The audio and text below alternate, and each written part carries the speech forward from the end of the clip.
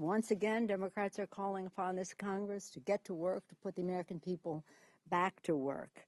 In the month of August, we had a very extended opportunity to listen to our constituents. Obviously, their top priority is job creation and economic growth, our protecting Medicare, Medicaid, and Social Security, and to, again, strengthen the middle class.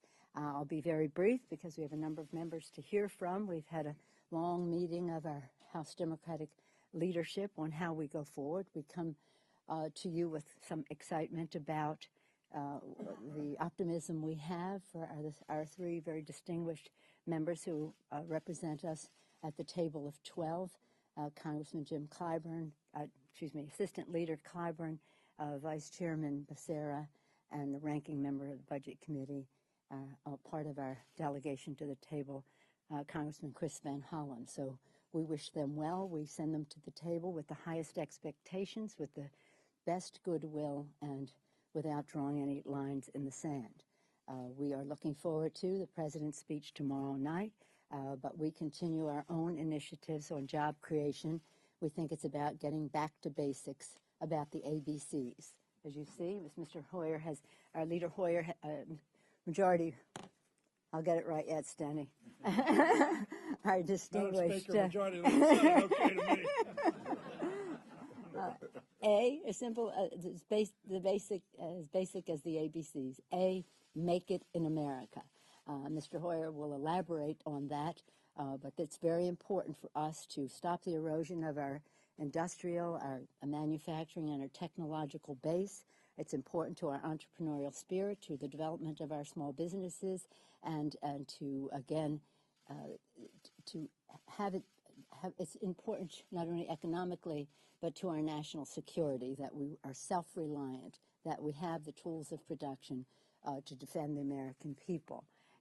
Building America's infrastructure is very important. Mr. Clyburn will talk about that. That would be B, building America's infrastructure. Both Mr. Hoyer and Mr. Clyburn will be talking about both of these basics. But we believe that, again, the entrepreneurial spirit, keeping America number one, putting people to work, are very well served by addressing the trillions of dollars in deficit in our infrastructure, be it broadband, water systems, roads, highways, bridges. Mr. Clyburn will elaborate. And C, a community recovery corps. As you have seen in the past few months, whether it's Joplin, Missouri, the East Coast, fires in Texas, the storms in Louisiana and the Gulf Coast, there's a lot of rebuilding that needs to be done, and many of our members have told us that they think it would be very important for us to have youth employment, hire young people. It might even be senior citizens, young at heart, who can help in the rebuilding of communities. And we think it's important. It can be an economic boomlet for these communities to have jobs created where people are hired from that community to do some of the recovery. And so in that spirit, more to come from our distinguished Democratic whip, Mr. Hoyer. Thank you very much, Madam Leader. All of us have just returned from the summer break, and a lot of us didn't get breaks per se, but we visited with a lot of our people, both in our own districts and throughout the country. And it's no surprise that they are very, very concerned about our economy, about jobs, and yes, they continue to be concerned about the fiscal posture of their country. We need to address jobs and fiscal responsibility. In terms of jobs, we have had an agenda that you see referred to as the Make It in America agenda. You've heard us all talk about that. But it's not just talk. It is substance. It is saying that we want to make sure everybody in America has a sense, an expectation of success, that they're going to make it. And they're going to make it because they can get good paying jobs, and that we are expanding our economy, not contracting our economy. Economists tell us one of the best ways to do that is to expand our manufacturing. Now, America still is a manufacturing giant in the world. but our place is not where it ought to be, and we've lost some 11 million manufacturing jobs over the last 2 decades. Those were good-paying jobs, and they resulted in other jobs being created as well. 3 items in particular we want to focus on. First is the manipulation of currency. Manipulation of currency by China and by others that make their goods cheap to sell in America, and American-made goods, which are quality goods, expensive to sell in our trading partners' countries. That's not consistent with the rules. It's not fair to our workers, and we want to make sure that we turn that around. Secondly, we want to have a strategy. We want to have a plan. Every team that wins does so because they have a plan of how they're going to win, what plays they're going to run, who's going to do what, how we create an environment in which manufacturing can expand. So we need a manufacturing strategy. We've suggested legislation to ensure that we have that. And last, but certainly not least, of the over 30 or 40 different bills that we have in our Make It in America agenda, Mr. Clyburn is going to speak about, and that is the Infrastructure Bank. The Infrastructure Bank is designed, Rosa DeLauro, who could not be with us because she's with her people who have experienced the devastation on the Connecticut shore. We need to make sure that we leverage significant amounts of private sector capital along with public capital in a partnership to expand and invest in infrastructure, which America needs if we're also going to grow our economy and compete with our international competitors. I expect the President to deal with that in his speech tomorrow. Lastly, let me say that we have Mr. Clyburn, Mr. Becerra, Mr. Van Hollen, who are participating in the Debt Reduction Committee, which we also believe if you're going to reduce the debt, you need to grow the economy, you need to grow jobs, because that will increase revenue without any reference to taxes increasing, and therefore bring down the deficit. I believe very strongly that this committee must be successful. If it is successful, I think it will grow confidence in the private sector, and it will grow confidence in the international community that America, in fact, can meet its challenges and meet them successfully. I hope all of my colleagues on either side of the aisle, and I know my 3 colleagues on the committee, will seek that end. So let me now yield to the assistant leader of our party, Mr. Jim Clyburn, to discuss, among other things, infrastructure and how we grow our investment in infrastructure and therefore grow jobs in America. Thank you, Mr. Whip, Madam Leader, colleagues. Those of you who have visited Charleston, South Carolina in recent years, you probably have seen a magnificent new bridge. It is a talking point up and down the East Coast. That bridge was made possible by a state infrastructure bank. The monies gathered by that bank were leveraged to secure a TIFIA loan. It is a magnificent structure. But in addition to getting rid of a dilapidated bridge, we were also able to heighten the span and widen the alleys so that now mega ships can come into Charleston and create jobs ad infinitum for as far out as we can see. That concept is a concept that we believe ought to be employed at the federal level, creating a national infrastructure bank that will be able to leverage monies into the private sector and allow us to build roads and bridges. And I would hope that it will be infrastructure broad enough for water and sewage programs as well. Those are pretty big ticket items. But there are other infrastructure projects that we ought to be pursuing that will create jobs at the state and local levels. And that's why 2 years ago, I introduced the Rural Energy Savings Program that has been nicknamed Rural Star. That program was made possible by a sort of an incubator that took place in my congressional district, and it was coordinated by 4 or 5 rural electric co-ops. A magnificent program if it were to be widened to the nation, broadened to the nation, would create 5,000 to 6,000 jobs, renovating, retrofitting homes. In rural communities, for instance, many of the homes are basically double wides, and where families are paying $500 and $600 a month in energy costs. We have demonstrated in this program that energy cost can be cut more than in half. And with the monies that will be borrowed, up to $7,000 per home, would then allow these homes to be insulated, put on new roofing, put in new windows and new doors. It will cause churning to take place at the local building supply stores, as well as put carpenters, bricklayers, roofers, electricians, HVAC people back to work.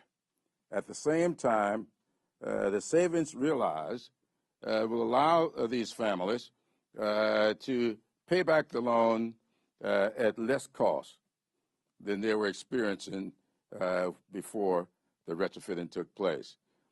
This same principle for Rural Star is available at Homestar, more urban communities. We believe that it will lead to a significant, up to 25 to 30% deficit reduction with these kinds of programs, and it will sustain this over the long run. So we are very excited coming back. I often hear people talk about the summer break. Well, it's not always a vacation. I held town hall meetings during this break, and I am particularly impressed by the town hall meeting I had at Voorhees College, a little Episcopal school in my district in the town of Bamberg, where the unemployment is 17%. These people didn't want to hear me talking about cuts. They don't want to hear anything but jobs. They want to see us focus on jobs. They believe that if they could get a job, they will be able to pay taxes. Their confidence will rise, and they will be able to help with deficit reduction in a way that will make all of us proud. So I'm pleased to be back here to get on with this work, and I'm pleased to be joining with my colleagues on this Committee of 12. But I caution all of you that we are an appointed committee, 3 of us appointed by the leader. We're not the chosen 12. And therefore, we are going to be limited by what we can do legislative. And with that, I'd like to yield to the chair of our caucus, John Larson. We've just heard from James the Apostle, one of the chosen 12. And actually in our caucus, when Jim Clyburn speaks, the son of a preacher man, we listen with great interest and intent as we have this whole period that we've been home listening to our colleagues. I bring a perspective from the Northeast. And as already mentioned, the dean of our delegation is back in the state where we suffered tremendous losses along our shoreline, within the heart of Connecticut, amongst our farmers, and some of the worst business interruption and power outages, even greater so than Gloria. But whether it's Texas fires, whether it's hurricanes in the Gulf Coast in Louisiana and Mississippi, or the devastation that we've seen, and our members reporting the altering of the very nature of their communities in Vermont and Upper New York State, and what we witnessed in Paterson, New Jersey with the president's trip just yesterday, has underscored an important agenda item that we have in terms of putting this country back to work and focusing, as Jim and Steny and Nancy have said, on where the American people are, and that's about putting America back to work. Being home, what they're most interested in is seeing Congress take action. With every catastrophe like this, it's underscored by the need for action and response. And with that comes opportunity. We believe that the opportunity here is for the Community Recovery Corps to take place. That means employing our youth, putting people, not creating of any new bureaucracy, but putting them back to work under FEMA, putting them back to work under the Department of Agriculture, putting them back to work, especially back to work in our rural and urban communities where work is desperately needed, and especially amongst our young. Call it a civilian conservation corps, but we think it's important that we reach out in this manner and put America back to work again. You know, this Sunday will mark 10 years since September the 11th. And we all remember because we gathered together on the steps of this Capitol and came together as a nation. I say that because this is precisely what's needed at this point. Not positions from either party, but a coming together of America. We're just proud to lead the way, and note that our members that have been selected to be part of the 12 have got a tremendous assignment, as the leader has underscored, that needs to succeed. The public wants it to succeed, and we understand implicitly that job creation equals deficit reduction. And nobody understands that better than my colleague, Javier Becerra, who's our next speaker. Thank you, Mr. Chairman. It's time again that America worked for Americans who work for a living. And I firmly believe that the 12 of us who are privileged to serve on this Joint Select Committee understand exactly that. That perhaps our most important task is to put America back to work. And that each and every one of us has an obligation to commit almost to a bottom line that says that anything we propose must lead to job creation. That should be the standard. If what you're proposing loses a job in America, we shouldn't be moving on that. If it will create a job in America, then let's take it to the Congress and to the President for a vote. There was a time when America created more than enough jobs for its people. We need to return to those days, because there are Americans today, through no fault of their own, who are trying to figure out how to balance their budget.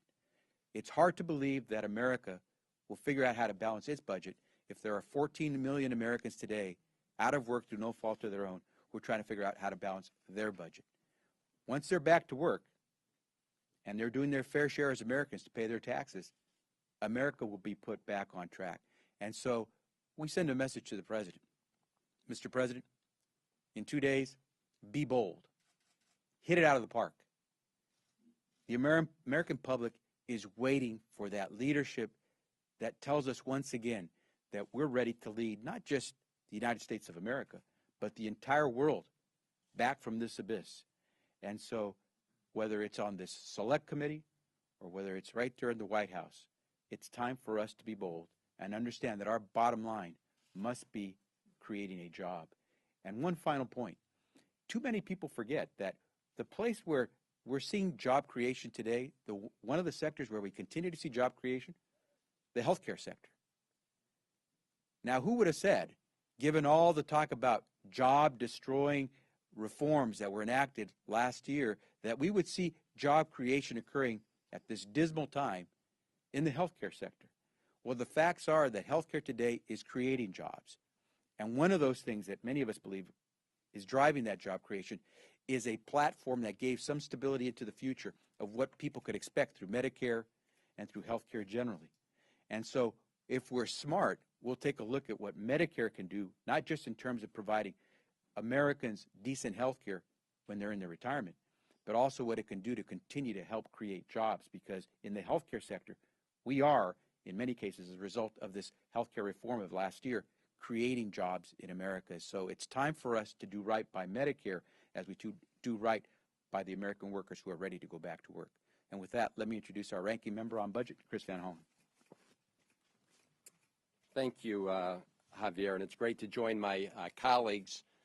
As has been said, 2 days from now, the President of the United States will come before the Congress to deliver a speech on how to get the economy moving and how to get America back to work.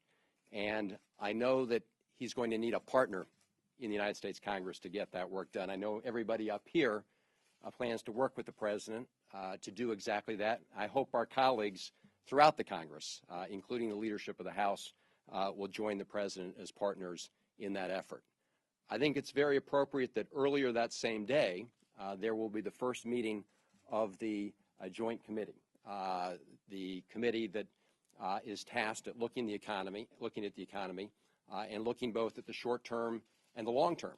And I think it's appropriate that they meet that same day because, as my colleagues have said, and as we have laid out in legislation that's been introduced, the fastest and most effective way to reduce the deficit is to put America back to work.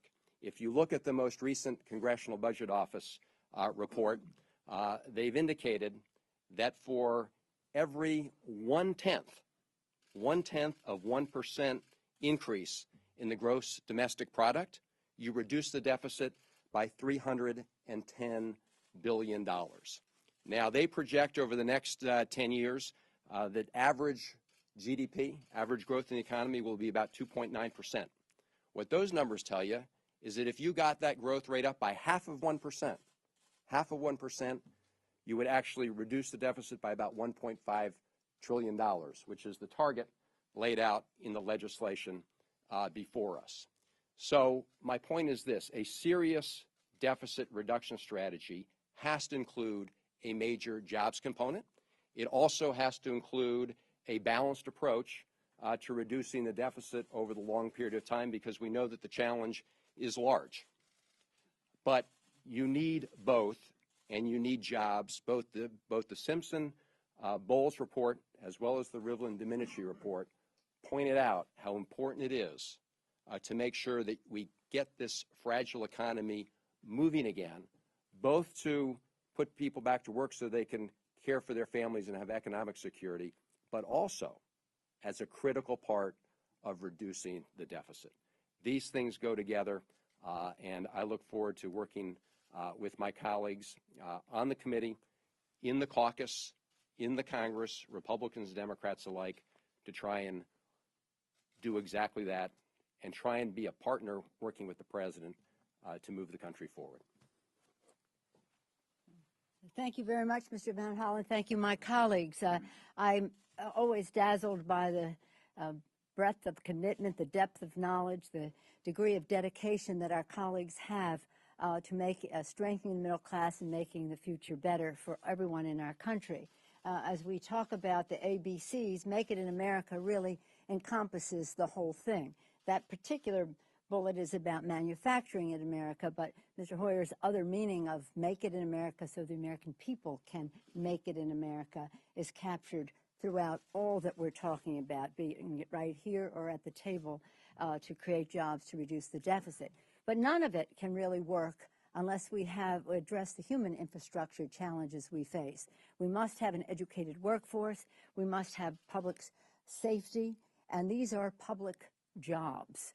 The public space must be respected if we are going to succeed, if we're going to keep America number one, if we are going to honor our commitment to the American people. And so we're looking forward to the President's speech. Some of the things that he has said over the past few weeks give us some idea of where he may be going. And one place I want to associate ourselves with is his commitment to America's veterans, because they make us safe and the home of the brave, the land of the free, the land of the free, the home of the brave. I have to sing it.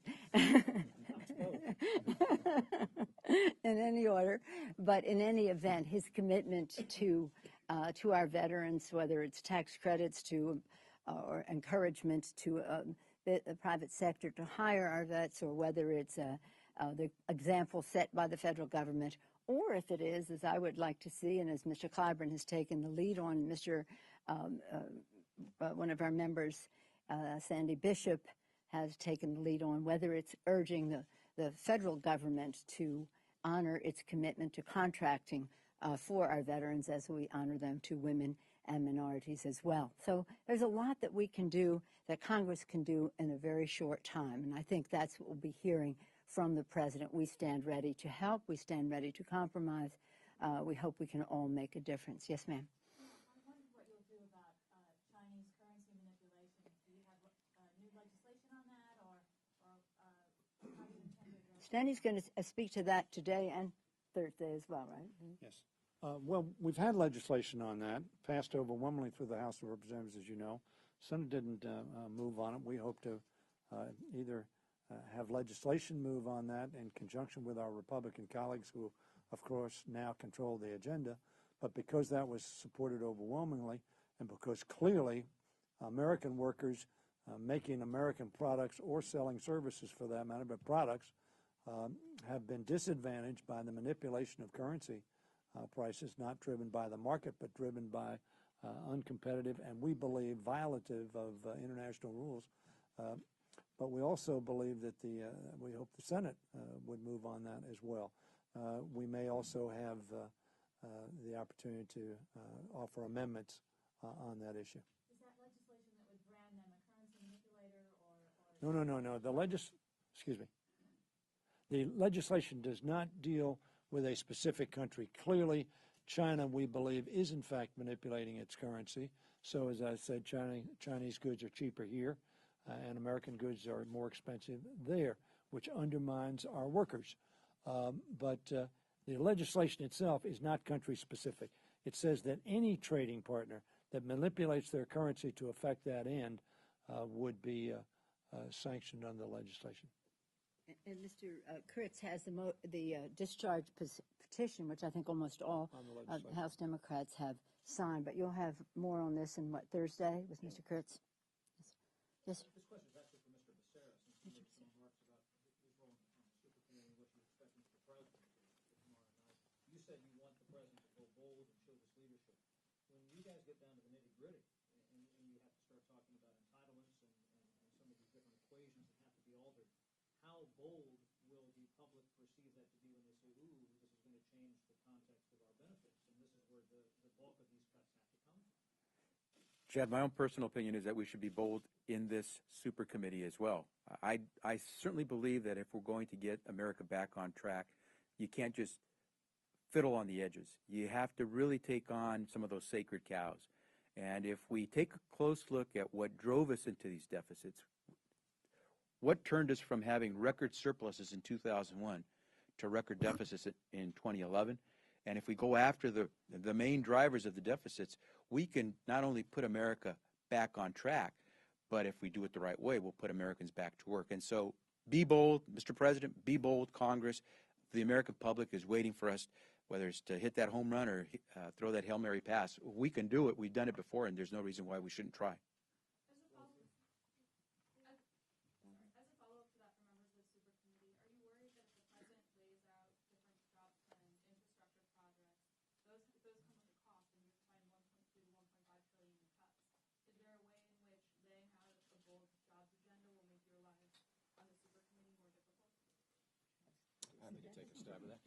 No, not at all. In fact, one of the things we've been trying to say here is that it's absolutely essential to put America back to work if you want to reduce the deficit. And again, just about every economist out there will tell you we need to do two things. We can walk and chew gum at the same time here. We've got to focus on getting America back to work, because every day the economy is stalled is another day that not only are Americans not able to provide for their families, but it's another day where the deficit grows. And so you've got to get the economy moving again.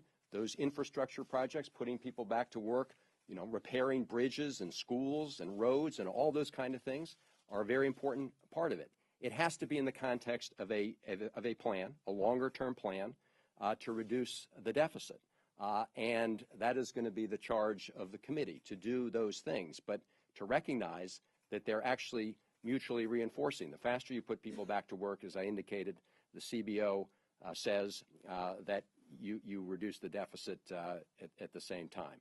So that's going to be a critical part, I think, of the work of the Joint Committee, just as it's going to be important to find a balanced approach over time to reducing the deficit. And I think all of us, the question was asked about going bold, I think all of us would like to set as a target for ourselves even more than $1.5 trillion.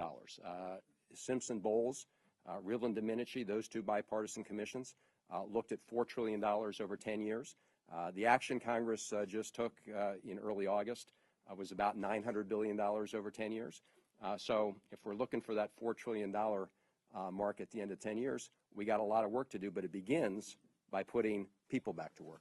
Can I make a comment? Because if I Madam Leader, make a comment, just frankly, the president is on message and focused on the objective that Mr. Van Hollen spoke about. So not only do I not think he's going to make it more difficult, I think the president showed over the last 6 months, as we dealt with the debt extension and the deficit reduction and fiscal responsibility, how committed he was to that objective. So contrary to what the premise of the question is going to make it more difficult, frankly, I think the Congress, Republicans and Democrats, have a real ally in the President of the United States in moving towards a fiscally responsible outcome of this special committee and the vote, hopefully, which will occur in December. Yes, and on this side, can we go on this side? This week is expected to roll out this jobs plan, and as a part of that will be infrastructure spending. There doesn't look like there's a lot of political appetite here on the Hill to pass anything that would result in more spending. So I'm just wondering, what's the solution to that? Well, I think it's in a message that the president will be taking to the American people. It's a way to not only create jobs, but to strengthen, again, our infrastructure, whether it's our water supply, broadband. It's not just roads and bridges. It's other things, too. And as Mr. Clyburn talked about, it's about Homestar and Rural Star, which are weatherizing and other initiatives that will create jobs immediately. So, again, the basic premise that Mr. Hoyer, that everyone talked about here, and Mr. Larson has been totally relentless on, is that you reduce the deficit by creating jobs. You create jobs, you have to make some investments to do so. What's special about infrastructure is, as you heard Mr. Hoyer and Mr. Clyburn talk about, is it has an infrastructure bank which would leverage fewer public dollars, federal public dollars, for a bigger purpose. So this is a very exciting opportunity for us, and I hope that it won't be missed. Infrastructure has had bipartisan support in the past. I hope at this very urgent time for our economy it will continue to do so. Mr. Larson, did you want to speak to that, Mr. Clyburn? Let me just use as an example the Rural Star program. That program, as it's currently being undertaken in my district, allows for $7,000 per family. Now, we're doing a 10-year program. This program allows the $7,000 to be borrowed, and you have to pay it back within the 10-year period, and you pay it through your monthly bill to the co-op. Now, if you're paying $600 a month in utility costs today, and that gets reduced, as and these are facts, to $280 a month, and you only got a $200 repayment on your loan, the family benefits between $150 and $200 every month. And within that 10-year period, you've got people going back to work. You're purchasing goods and services that are made in America. You are putting bricklayers, electricians, HVAC people back to work. They are now paying taxes. And you look at that overall, it is a tremendous impact on deficit reduction. And it's all done within the 10-year period. So the concept is not anything that we're dreaming about. It's being done right now. We're just trying to take it nationwide. Well, listen, the National Journal came out with a couple of excellent articles, 11 ways to put people back to work in this economy without impacting the deficit whatsoever, 18 ways in which to invest in America and make sure that we're both growing that economy and accomplishing the goals that Chris Van Hollen outlined. This is an enormous opportunity for Congress. And at a time, let's be frank about this, when the general public's impression of what happens here in Congress is at an all-time low. But this is a point for us to rally together, much like we did on the steps of those Capitol back on in the aftermath of September the 11th. It's a time for us to seize greatness, as Mr. Becerra and Mr. Hoyer said, by pulling together as Americans. And that's where I think the opportunity is here.